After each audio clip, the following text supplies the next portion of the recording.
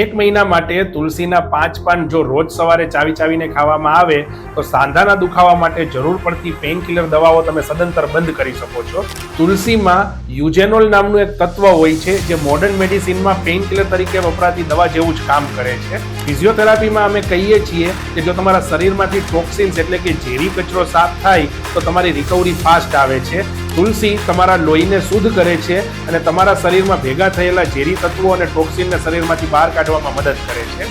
પ્રાચીન ઔષધિ તરીકે જાણીતી આ તુલસી અને એડવાન્સ ફિઝિયોથેરાપીની એક્સરસાઇઝ આ બંનેનું કોમ્બિનેશન આપની તકલીફોમાં આપને ઓપરેશન અને મોંઘી દવાઓથી બચાવી શકે છે.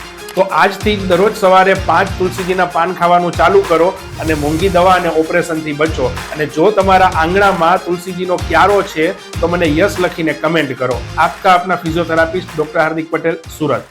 Thank you.